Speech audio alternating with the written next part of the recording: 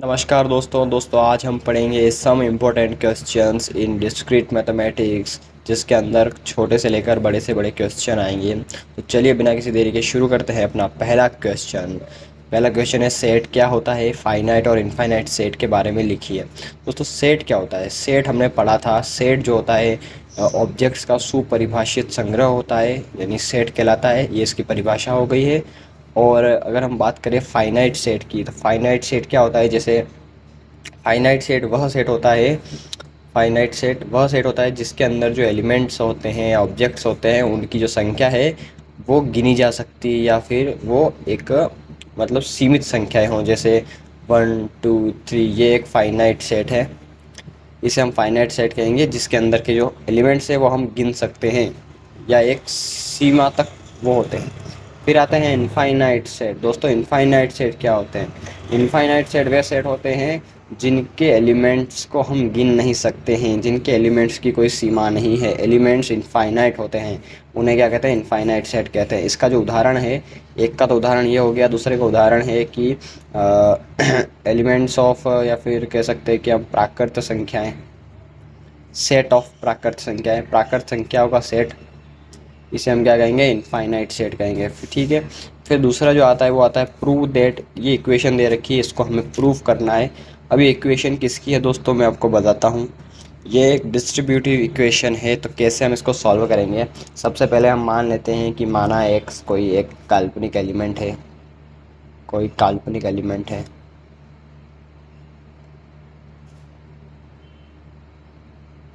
अब हम क्या करेंगे कि x बिलोंग्स टू, हम ये वाली जो इक्वेशन है ये यहाँ पर लिखेंगे, A union B intersection C. और अब हम सबसे पहले हम इसका जो है यहाँ पर LHS लेंगे। LHS लेने पर यहाँ पर लिखेंगे जैसे हमने लिखा। अब x का जो है हम इसके अंदर गुणा करेंगे, कैसे कि x बिलोंग्स टू ए तो होएगा, और इसको जो है हम इसके अंदर भी लिखेंगे x बिलोंग्स टू बी, और इंटरसेक्शन x बिलोंग्स टू सी, इसके अंदर गुणा हो जाएगा इसका। फिर क्या होगा कि x बिलोंग्स टू ए ऐसा कैसा रहेगा।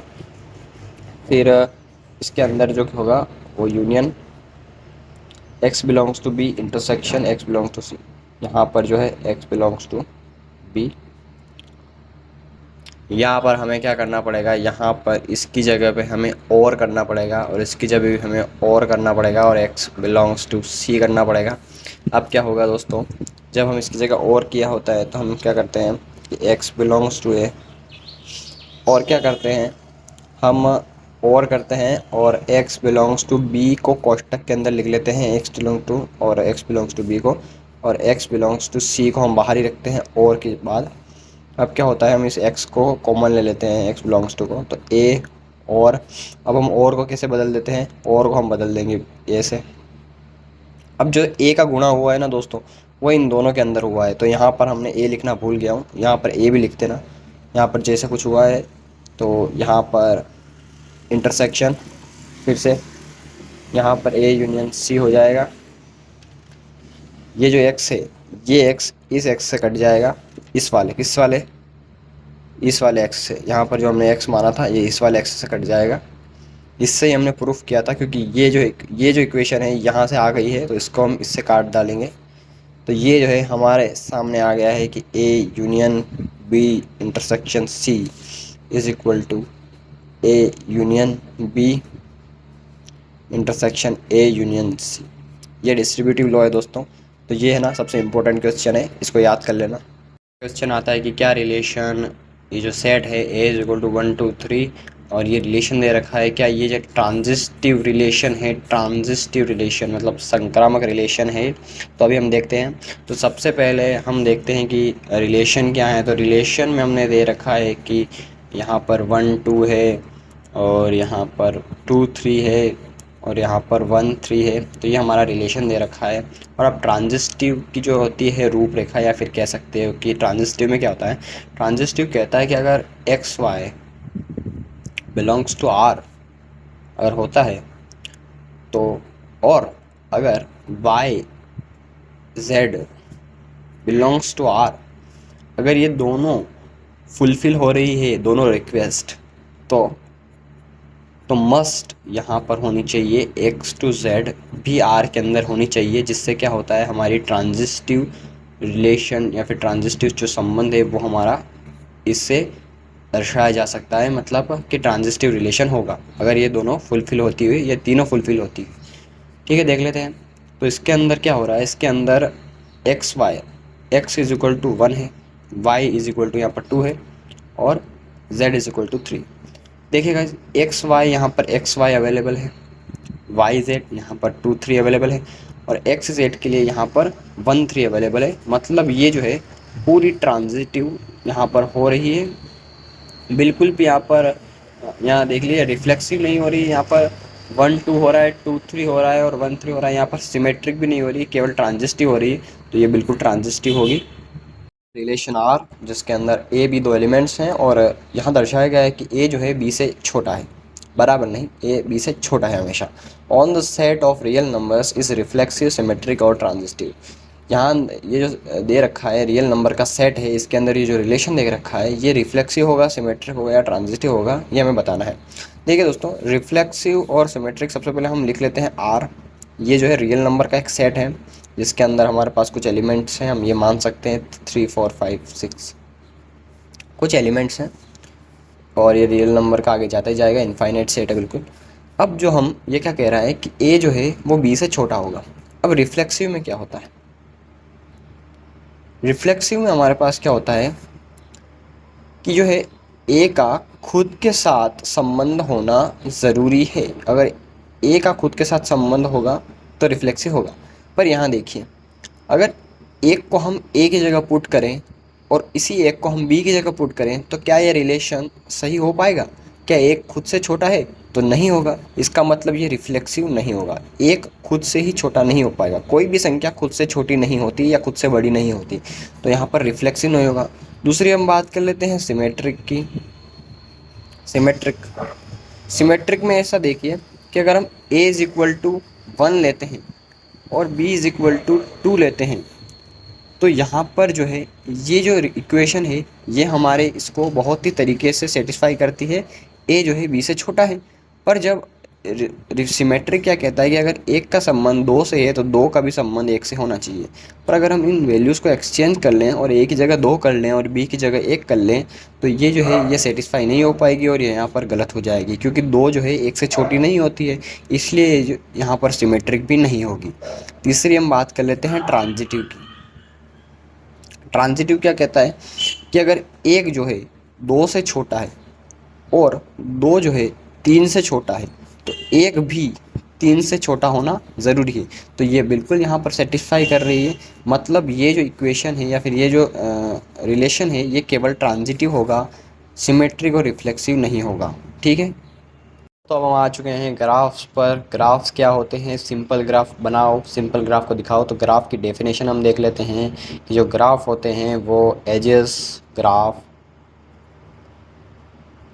एजेस एंड वर्टेक्सेस का एक संग्रह होते हैं, या कह सकते हैं कि ये संग्रह की जगह हम स्ट्रक्चर भी लिख सकते हैं, या एक स्ट्रक्चर होते हैं। दोस्तों जो ग्राफ होते हैं उसके अंदर वर्टेक्सेस होती हैं और एजेस होती हैं, जिसका जो मिला जुला रूप होता है वो होता है एक ग्राफ। अब बात कर लेते हैं हम सिंपल ग्राफ की। तो सिंपल ग्राफ हम उसे कहते हैं जिसके अंदर ना कोई सेल्फ लूप हो और ना ही कोई मल्टी एज हो। इस प्रकार से ये एक सिंपल ग्राफ का उदाहरण है। सिंपल ग्राफ मतलब ना इसमें कोई लूप हो, लूप मतलब उसी को कॉल करता है बार बार, वर्टेक्स जो है उसी को कॉल करता है बार बार, उसी की एज आती है उसके अंदर, तो उसे सेल्फ लूप कहते हैं। और मल्टी एजेस में क्या होता है, मल्टी एजेस में कुछ इस प्रकार से एक एज की जगह दूसरी एज, मतलब 2 एजेस एक ही वर्टेक्स पर बार बार मिलती है, तो इसे हम मल्टी एजेस कहते हैं। पर इस ग्राफ में ऐसा कुछ भी नहीं है, इसलिए इसको हम क्या कहेंगे, सिंपल ग्राफ। ये एक सिंपल ग्राफ का उदाहरण है। ठीक है, क्वेश्चन है find the number of edges in a complete graph with 5 vertices. दोस्तों जो कंप्लीट ग्राफ होता है, सबसे पहले हम देखेंगे कंप्लीट ग्राफ किसे कहते हैं। कंप्लीट ग्राफ उस ग्राफ को कहते हैं जिसके अंदर कोई भी जो वर्टेक्स है वो बाकी वर्टेक्स से जुड़ी हुई होनी चाहिए। जैसे कि ये एक कंप्लीट ग्राफ है, क्योंकि इसके अंदर जो है अगर हम कोई भी वर्टेक्स पर बैठे हैं तो इससे हम इसको भी एक्सेस कर सकते हैं और इससे हम इसको भी एक्सेस कर सकते हैं। अगर हम ले लें, ये अगर ग्राफ ले लें तो ये जो है कंप्लीट ग्राफ नहीं होगा, क्योंकि इस वर्टेक्स से हम इसको और इसको तो एक्सेस कर सकते हैं, पर इसको एक्सेस करना हमारे लिए मुश्किल है। इसके एक्सेस करने के लिए सबसे पहले इस पे जाएंगे और अगर इस पे जाएंगे, और अगर हम इसे कंप्लीट ग्राफ बनाना चाहते हैं तो इसको हम इसके बीच में से कनेक्ट कर देंगे, जिससे क्या होगा, ये एक कंप्लीट ग्राफ बन जाएगा। तो अब आपको समझ में आ गया होगा कि कंप्लीट ग्राफ कैसे बनाते हैं। अब हम क्वेश्चन पर आते हैं। Find the numbers of edges, यानी हमें एजेस की संख्या ज्ञात करनी है in a complete graph with 5 vertices, जिसके अंदर 5 वर्टाइसेस हों। तो हम एक बार इसको ड्रॉ कर लेते हैं कुछ इस प्रकार से। 5 वर्टाइसेस होंगी और इसके अंदर हम एजेस की संख्या भी गिनते जाएंगे और हम कनेक्ट भी करते जाएंगे। जैसे यहाँ पर इससे कनेक्ट करेंगे तो यहाँ पर 1 हो गई, फिर यहाँ पर 2 हो गई, फिर यहाँ पर 3, फिर यहाँ पर 4 और फिर यहाँ पर 5। अब इतनी ही काफ़ी नहीं है, क्योंकि अगर हम इस वर्टाइसेस पे हैं तो इसको इससे और इसे एक्सेस करने में हमारे लिए बहुत दिक्कत होगी। तो इससे भी हम ले लेते, तो 5 का 6 हो गया यहाँ पर, और यहाँ पर 6 का 7 हो गया। 7 हो गया। अब इससे हम इसको कनेक्ट करेंगे, 7 का 8 हो जाएगा यहाँ पर। फिर यहाँ पर 8 को जो है यहाँ से 9 कनेक्ट करेंगे इसको यहाँ पर, और यहाँ पर ये लास्ट वाला जो है इसको सामने कनेक्ट कर देंगे। तो यहाँ पर जो है 10 एजेस होंगे 5 वर्टाइसेस के अंदर। 10 एजेस हमारी जो है होंगी, इसका आंसर होगा 10। ठीक है, अगले क्वेश्चन की तरफ बढ़ते हैं। क्वेश्चन है हमारा कि G is equal to ABC।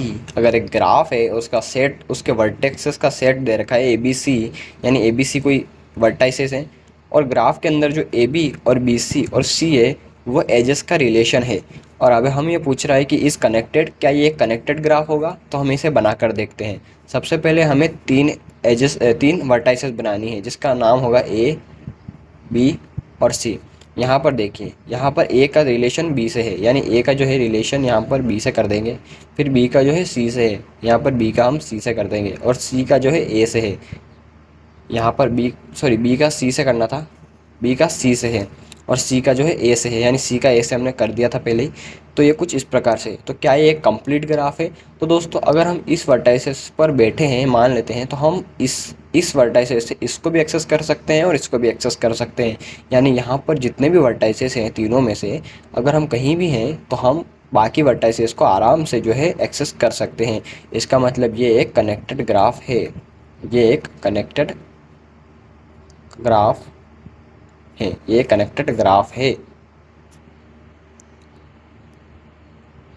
तो दोस्तों कैसी लगी आज की वीडियो? आज की वीडियो में बस इतना ही। अगर वीडियो आपको पसंद आई तो लाइक कर दीजिए, और अगर आप ऐसी ही वीडियो देखना चाहते हैं और तो इसको सब्सक्राइब भी कर लीजिए, और आपके और दोस्तों के साथ शेयर कर लीजिए, क्योंकि उनको भी परीक्षा में पास होना होगा। और अगर ऐसे ही कंटेंट को अगर आप देखना चाहते हैं तो हमारे चैनल पर बने रहिए, हम आगे भी ऐसा कंटेंट बनाते रहेंगे। धन्यवाद।